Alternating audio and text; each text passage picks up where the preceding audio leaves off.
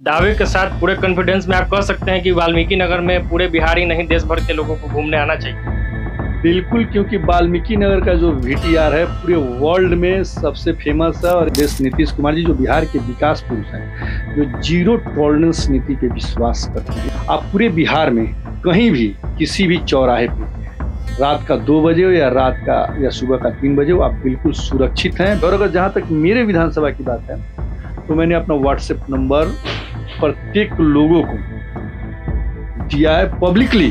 कभी भी विधायक से संपर्क बिल्कुल, आप जब आपकी इच्छा हो आप मुझे संपर्क कर सकते हैं, जब आपकी इच्छा आप मुझे कॉल कर सकते हैं। और मेरी विशेष टीम का मैंने गठन किया हॉस्पिटल के लिए और शिक्षा के लिए। क्या नीतीश कुमार के नेतृत्व में ही इस बार चुनाव लड़ेगी एनडीए?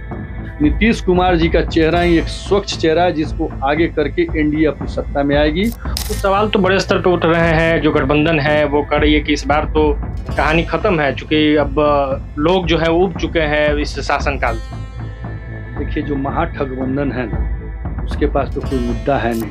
एक नई नवेली पार्टी है जनसुराज, जिसके प्रणेता है प्रशांत किशोर, जैसा कि बताते हैं वो लोग। तो उनके भी बड़े दावे हैं। वो तो कह रहे हैं कि इस बार सुपड़ा साफ कर देंगे, हर विधानसभा में घूम रहे हैं, भीड़ भी उमड़ रही है। ये जनसुराग जो पार्टी है, क्या बोले आप? जनसुराग। जनसुराग। पहले आप बीजेपी के दरवाजे पे थे, उगाही किया, फिर आप आए हमारे माननीय मुख्यमंत्री जी के दत्तक पुत्र बने, वहां पे कुछ दिन थे, आपने वहां से कुछ उगाही किया, और अब जनता के बीच ये जनता में सुराग करने आ गए हैं। तो राजनीतिक दावे तो बड़े हैं ना, कह रहे हैं कि 243 विधानसभा क्षेत्रों में चुनाव लड़ेंगे और जीतेंगे सब। बोले 243 कैंडिडेट तो खोजे हैं। सबसे बड़ी चीज मैं आपको बता देना चाहता हूं कि अभी तो विरोधी डिसाइड नहीं हुआ है कि विरोधी कौन है। अब कुछ दिन पहले तक यहाँ कांग्रेस का कैंडिडेट था, अभी कुछ दिन में 2-4-5 दिनों में फिर सुनने में आ रहा है कि यहाँ राजद का कैंडिडेट है। भाई, पहले कैंडिडेट तो डिसाइड हो जाए और ये सीट तो डिसाइड हो जाए कि महाठगबंधन में ये सीट किसके पास रहेगा। नमस्ते, मैं हूं आदर्श और प्रभात खबर की इलेक्शन एक्सप्रेस पहुंची है वाल्मीकि नगर विधानसभा क्षेत्र और लगातार चौराहों पे पहुंच रहे हैं हम, लोगों से बातचीत कर रहे हैं, चौपाल भी लगा रहे हैं। और उससे ठीक पहले घूमने के क्रम में लोगों से बातचीत करने के दौरान विधायक जी से भी मुलाकात हो गई, जो यहाँ के स्थानीय विधायक है धीरेन्द्र प्रताप सिंह उर्फ रिंकू सिंह जी। उनसे भी बातचीत करेंगे, स्थानीय मुद्दों पर बात होगी, साथ ही साथ राज्य के सियासी समीकरण, सियासी हालचाल पर भी इनसे बातचीत करेंगे। सबसे पहले सर स्वागत है। नमस्ते सर। सबसे पहले चूंकि वाल्मीकि नगर विधानसभा क्षेत्र में है, तो ये जानना चाहेंगे कि कुछ बड़े काम जो आपको लगता है कि आपने इस क्षेत्र के लिए करा दिया है, हो चुका है, वो आप बता दें। देखिए, सबसे पहले तो हम आपको ये बता देना चाहते हैं कि जो मेरा वाल्मीकि नगर विधानसभा है, जब 2015 में मैं यहाँ पे चुनाव लड़ा और जनता के आशीर्वाद से, जनता के सहयोग से और जनता के स्नेह से जब मैं चुनाव जीता था, तो समझ लीजिए कि मेरा क्षेत्र 0 पे था। माननीय मुख्यमंत्री श्री नीतीश कुमार जी के आशीर्वाद और स्नेह से मैंने अपने क्षेत्र को 0 से 100 पे पहुंचाने का काम किया। और जहाँ तक काम का रहा, मतलब कौन सा बड़ा काम है, तो आप मेरे क्षेत्र में अगर 2015 के पहले आते तो देखते हैं यहाँ पे कोई वैसा काम नहीं था जिसको आप ये कर सकते थे कि ये काम बड़ा, ये काम छोटा, क्योंकि यहाँ काम हुआ ही नहीं था। काम बहुत से हुए, लेकिन उनमें कुछ ऐसे काम जो जनहित के लिए अति आवश्यक था। डिग्री कॉलेज, क्योंकि 60 साल के क्रम में जब से हमारे देश को आजादी मिली है, हमारे क्षेत्र में डिग्री कॉलेज नहीं था। वाल्मीकि विधानसभा के अंतर्गत डिग्री कॉलेज नहीं था। तो माननीय मुख्यमंत्री जी के आशीर्वाद और स्नेह से हमने अपने क्षेत्र में डिग्री कॉलेज की स्थापना करवाई। तो जो बच्चे थे जो टेक्निकल हैंड के लिए उनको बाहर जाना पड़ता था, तो माननीय मुख्यमंत्री जी के आशीर्वाद और स्नेह से हमने अब पॉलिटेक्निक कॉलेज की स्थापना कराई। आप देखेंगे दोनों का टेंडर हो चुका है। वैसे फिर जब आप हमारे वाल्मीकि नगर में आएंगे तो आप वाल्मीकि नगर की धरोहर के रूप में इसे माने, या माननीय मुख्यमंत्री जी का विशेष आशीर्वाद, स्नेह, या वाल्मीकि नगर के ऊपर उनकी कृपा दृष्टि माने कि राजगीर के बाद इस पूरे भारतवर्ष का अगर सबसे बड़ा कन्वेंशन हॉल का कहीं स्थापना किया गया या निर्माण किया गया तो वो वाल्मीकि नगर में किया गया, जो कि आपको यहाँ पे 500 लोगों के बैठने की कैपेसिटी है। 112 कमरे हैं, जिसमें अगर कोई कहीं से भी कोई भी अतिथि आए, आगंतुक आए, तो यहाँ वो आराम से रह सकता है। हर कमरे का हर उसका अलग अलग विंग है। उसके बाद आप अगर वाल्मीकि नगर में आएंगे तो वाल्मीकि नगर का जो सबसे अनुपम, जो सबसे महत्वपूर्ण, जो टूरिज्म को लेकर बढ़ावा देता है, टूरिज्म के रूप में आप देखेंगे तो यहाँ पे लौह कुश पार्क की स्थापना की जा रही है। फिर आप आएंगे तो देखेंगे कि इको पार्क 29 करोड़ की लागत से इको पार्क का निर्माण करवाया गया है। 100 करोड़ की लागत से पथवे जिसे आप मुंबई के मैरीन ड्राइव के तर्ज पे देखना पसंद करेंगे तो आप देखेंगे कि एक पथवे का निर्माण करवाया गया है। बाकी और सब जो काम है वो तो होते रहता है, रोडों की चौड़ीकरण है, रोडों का डेवलपमेंट है, लेकिन ये जो कुछ ऐसे कार्य हैं जो वाल्मीकि नगर को और वाल्मीकि नगर के विधानसभा को और वाल्मीकि नगर के विधानसभा में चार चांद लगाने का काम करता है। मतलब दावे के साथ पूरे कॉन्फिडेंस में आप कह सकते हैं कि वाल्मीकि नगर में पूरे बिहार ही नहीं देश भर के लोगों को घूमने आना चाहिए। बिल्कुल, क्योंकि वाल्मीकि नगर का जो वीटीआर है पूरे वर्ल्ड में सबसे फेमस है और यहाँ पे आज के समय में आप देखिएगा तो लगभग 57 बाग है। और सबसे बड़ी चीज मैं आपको एक महत्वपूर्ण चीज बताना चाहता हूँ। वाल्मीकि नगर वीटीआर एक पूरे वर्ल्ड में मुझे लगता है ऐसा वीटीआर है जहाँ आप देखे होंगे कि भालुओं को जहाँ अगर किसी जंगल में डेवलप किया जाता है तो उनके लिए अलग से इन्वायरमेंट तैयार किया जाता है। गेंडा को रखना तो गेंडे के लिए अलग इन्वायरमेंट तैयार किया जाता है। लेकिन वाल्मीकि नगर मुझे लगता है वर्ल्ड का पहला ऐसा वीटीआर है जहां आप देखेंगे यहाँ पे गेंडा भी आपको मिलेगा, भालू भी आपको मिलेगा, बाकी और जो जंगली जानवर जैसे बाघ हुआ, चीता हुआ, हिरन हुआ, ये तब तो नॉर्मल है। लेकिन ये कुछ ऐसी चीजें हैं जिनके लिए अलग से इन्वायरमेंट चाहिए होता है, लेकिन वो यहाँ के जंगल में है। अर्थात इससे ये माना जा सकता है कि जो हमारा वीटीआर है वर्ल्ड का one of the best VTR है। क्योंकि ये पर्यटन स्थल है और बीते समय में देश भर के कई पर्यटन स्थलों से बुरी खबरें आई जिसमें कई बार कई तरह की घटनाएं हुई। तो सुरक्षा की क्या गारंटी है नीतीश कुमार के राज में रिंकू सिंह जी के इस विधानसभा क्षेत्र में? देखिए, रिंकू सिंह के विधानसभा क्षेत्र की बात नहीं कर सकते आप। मैं माननीय मुख्यमंत्री श्री बिहार प्रदेश नीतीश कुमार जी जो बिहार के विकास पुरुष हैं, जो जीरो टॉलरेंस नीति पे विश्वास करते हैं, ये पूरे बिहार की मैं कह रहा हूँ, सिर्फ वाल्मीकि नगर की नहीं। आप पूरे बिहार में कहीं भी किसी भी चौराहे पे रात का 2 बजे हो या रात का या सुबह का 3 बजे हो, आप बिल्कुल सुरक्षित हैं, बेहिचक बिंदास होकर आप कहीं भी आ सकते हैं, जा सकते हैं। ये हमारे मुख्यमंत्री माननीय श्री नीतीश कुमार जी की देन है।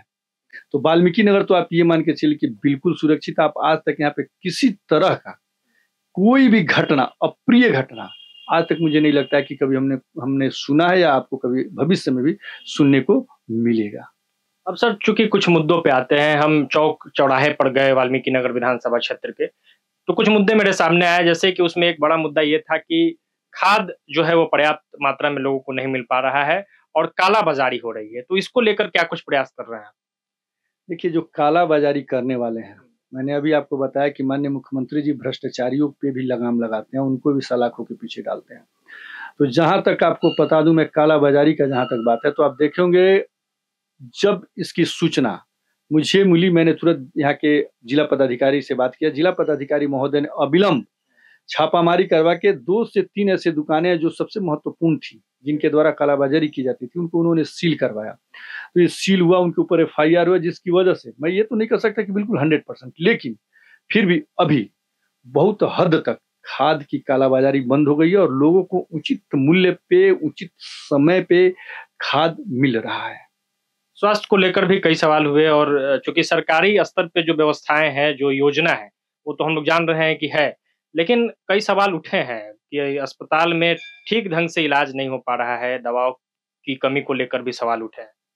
नहीं, अब देखिए, ये तो जिन्होंने भी किया होगा, ये विरोधी जो है ना, उनकी ये चाल हो सकती है कि सरकार के पास किसी तरह का कोई भी, कहीं भी, किसी भी हॉस्पिटल में दवा की किल्लत नहीं है, किसी चीज की किल्लत नहीं। और एक बार बार आप जाते होंगे तो ग्रामीणों के बीच आता होगा कि भाई कुत्ते का दवा नहीं है, कुत्ते का इंजेक्शन नहीं है, सांप का इंजेक्शन है। तो इसके बारे में मैं बता देना चाहता हूँ कि जो यहाँ का मुख्य हॉस्पिटल जैसे हरनाटांड़ से कंट्रोल होता है, हरनाटांड़ में पर्याप्त मात्रा में, और जब यहाँ पे जितनी आवश्यकताएं होती है, अब मान लीजिए ठीक है आवश्यकताएं यहाँ पे 10 की है, यहाँ पे 10 रखा गया है, सर्कमस्टांसेस ऐसा बना, परिस्थितियां ऐसी हैं कि 10 व्यक्ति से ज्यादा उससे प्रभावित हो गया तो फिर कुछ तो समय लगता ही है। तो वही कुछ कुछ कभी कभी वैसे होते हैं, लेकिन मुझे नहीं लगता कि आज तक यहाँ पे आपको चाहे सांप का हो या सर्पदंश का दवा हो या फिर कुत्ते का, किसी चीज का या बंदर काटने का कमी नहीं होती है यहाँ पे। एक और सवाल इस पे लेंगे कि जब हम चौक चौराहों पे थे, क्योंकि शिक्षकों की बहाली हुई बीपीएससी के जरिए, बड़े स्तर पे सरकार ने बहाली की है और शिक्षा व्यवस्था सुधार को लेकर कई प्रयास दिखे, लेकिन सवाल उठे हैं कि कुछ स्कूल है यहाँ पे जहाँ पे पढ़ाई नहीं हो रही है, शिक्षक सुचारू ढंग से व्यवस्था को संचालित नहीं कर रहे हैं। इस पे क्या कहें? देखिए, ये तो मुझे लगता है कि अब चूंकि आप मीडिया वाले हैं, हो सकता है, मैं ये नहीं कहता कि आप सही हैं, मे भी आप सही होंगे, लेकिन ये दिग्भ्रमित करने वाली बात है। आज के समय में मुझे लगता है टीचर्स और छात्र से ज्यादा उनके गार्जियन, उनके पेरेंट्स कॉन्शियस हैं। और जो हमारी स्कूलों की जो हालत पहले थी लालू राज में, माननीय लालू जी के राज में जो हालत थी, आज उससे 100 गुना बढ़िया स्थिति, बेहतर स्थिति में हमारे विद्यालय हैं। चाहे शिक्षकों के द्वारा पठन पाठन का कार्य या शिक्षक या बच्चों के द्वारा ड्रेस, स्कूल ड्रेस का आप देखते होंगे कि अब आपके बच्चे जब स्कूल में जाते हैं, गवर्नमेंट स्कूल की मैं बात करूं, गवर्नमेंट स्कूल में अगर जाते हैं तो उनके ड्रेस से, उनके जो पोशाक है, उस पोशाक से आप ये नहीं फील कर सकते कौन सा बच्चा अमीर का है और कौन सा बच्चा गरीब का है। और सबसे बड़ी चीज लड़कियों के लिए, जिन्होंने मतलब समझिए कि माननीय मुख्यमंत्री जी के आशीर्वाद और स्नेह से लड़कियों ने जो उड़ान भरी, उसमें सबसे बड़ा साइकिल योजना का योगदान था जो हमारे माननीय मुख्यमंत्री जी ने बच्चियों को दिया। और बच्चे अब स्कूल में जाने लगी, प्रतिशत पूर्व और वर्तमान में देखिएगा तो बच्चियों का प्रतिशत स्कूल में काफी ज्यादा है। तो मुझे नहीं लगता कि ऐसी समस्याएं कहीं आती होंगी। और अगर जहां तक मेरे विधानसभा की बात है तो मैंने अपना व्हाट्सएप नंबर प्रत्येक लोगों को दिया है पब्लिकली कि जहां भी इस तरह का कोई शिकायत हो, किसी तरह की समस्याएं हो तो अविलंब मुझे संपर्क करें। और मैंने उसके लिए विशेष अपने द्वारा एक विशेष टीम का गठन किया है। मतलब कभी भी विधायक से संपर्क कर, बिल्कुल, आप जब आपकी इच्छा हो आप मुझे संपर्क कर सकते हैं, जब आपकी इच्छा आप मुझे कॉल कर सकते हैं। और मेरी विशेष टीम का मैंने गठन किया हॉस्पिटल के लिए और शिक्षा के लिए, कि उस टीम के द्वारा मैं उस विद्यालय की जांच कराता हूं। और जांच के बाद अगर मुझे वो ऐसा महसूस होता है कि हाँ यहाँ पे गड़बड़ी हुई है तो मैं वहीं पे पहुंचता हूँ, तुरंत वीडियो को बुलाता हूँ, तुरंत मैं एसडीएम साहब को कॉल करता हूँ, सबको बुला के और जो भी कार्रवाई होती है अविलंब मैं उस शिक्षक पे कार्रवाई करवाता हूँ। On spot action. On spot action. चलिए थोड़ा सा अब राज्य के सियासत पे हम आना चाहेंगे, क्योंकि चुनावी वर्ष है 2025। एक सवाल उठ रहा है कि क्या नीतीश कुमार के नेतृत्व में ही इस बार चुनाव लड़ेगी एनडीए? मैं आपसे बता देना चाहता हूं कि एनडीए के सर्वमान्य नेता, जिनके दम पे एनडीए अगर सत्ता में आई तो जिनके दम पे वो माननीय मुख्यमंत्री श्री नीतीश कुमार जी हैं। नीतीश कुमार जी का चेहरा ही एक स्वच्छ चेहरा है जिसको आगे करके एनडीए अपनी सत्ता में आएगी। और जो हम लोग का 2025 में 225 का जो लक्ष्य है वो माननीय मुख्यमंत्री जी के चेहरे के द्वारा ही हम लोग प्राप्त करेंगे, बाकी किसी के चेहरे के द्वारा हम लोग प्राप्त नहीं कर सकते हैं। कुछ सवाल तो बड़े स्तर पे उठ रहे हैं। जो गठबंधन है वो कह रही है कि इस बार तो कहानी खत्म है, चूंकि अब लोग जो है उब चुके हैं इस शासनकाल से। अब देखिए, जो महाठगबंधन है ना, उसके पास तो कोई मुद्दा है नहीं, कोई बातें हैं नहीं।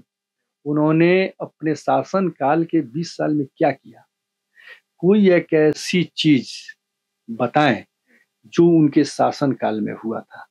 और सबसे बड़ी चीज मैं आपको बता देना चाहता हूं, क्योंकि जो ये महाठगबंधन की जो ये लोग हैं उनके पास ना कोई मुद्दा है, ये चूंकि मुद्दा विहीन है तो कुछ ना कुछ अरल, जितने भी मतलब बिना काम का जो कहिए अनर्गल अनर्गल बातें, अनर्गल बयान देंगे नहीं तो फिर जनता के बीच वो लाइमलाइट में आएंगे कैसे। सबसे बड़ी चीज है कि जनता के बीच में लाइमलाइट में आना है तो कुछ ना कुछ ऐसा उटपटा बयान देंगे तब ना आएंगे। तो बस उनके पास यही बचा हुआ है और बाकी कुछ उनके पास बचा नहीं है। सवाल तो अपराध को लेकर भी तेजस्वी यादव कई बार सरकार को घेर रहे हैं। सबसे बड़ी चीज मैं एक बता देना चाहता हूँ कि एक ये सभ्य समाज है। सभ्य समाज में तमाम तरह के लोग रहते हैं, सबकी प्रवृत्ति एक नहीं होती है। देखने वाली चीज ये है कि क्या अगर घटना कोई होती है तो सरकार के द्वारा कितनी जल्द उस पर कार्रवाई होती है, क्या जो अपराधी हैं वो अविलंब पकड़े जाते हैं या नहीं पकड़े जाते हैं, सलाखों के पीछे जाते हैं या नहीं जाते हैं। तो इसका प्रत्यक्ष उदाहरण आप पटना में देखे होंगे। अपराधी ने गोली चलाया, उसके दूसरे दिन सुबह में उसका एनकाउंटर कर दिया गया। अर्थात माननीय मुख्यमंत्री जी जीरो टॉलरेंस नीति पे विश्वास करते हैं। और अपराधी जो भी अपराधी हों, अगर वो किसी तरह का अपराध करेंगे तो उनको बख्शा नहीं जाएगा। और जो विपक्ष कहता है तो विपक्ष को ये देखने वाली चीज है ना कि जो अपराधी अपराध करते हैं तो वो क्या पकड़े जाते हैं या नहीं पकड़े जाते हैं, और विलंब कार्रवाई होती है या नहीं होती है, सलाखों के पीछे जाते हैं या नहीं जाते हैं। तो मुझे लगता है ये जितनी चीजें हैं, घटना के तुरंत बाद हमारी जो प्रशासन है माननीय मुख्यमंत्री जी का जो सुशासन का प्रशासन है अविलंब अपनी कार्रवाई करती है और वैसे अपराधी तत्वों को सलाखों के पीछे करती है। तो इसीलिए मुझे लगता है कि ये जितनी बातें हैं ना बेमानी है। कुछ उनके पास अगर नहीं है तो भाई अगर कुछ नहीं है तो एक आप जो किस्सा देखते हो ना खिसियाल बिल्ली खंबा नोचे, बस वैसे ही करते हैं ये महागठबंधन के लोग। एक नई नवेली पार्टी है जनसुराज, जिसके प्रणेता है प्रशांत किशोर, जैसा कि बताते हैं वो लोग।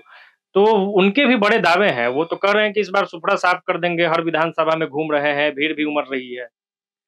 भाई ये जन सुराग जो पार्टी है ना, क्या बोले आप? जन सुराग, जनसुराग। ये जनता के बीच जा रही है।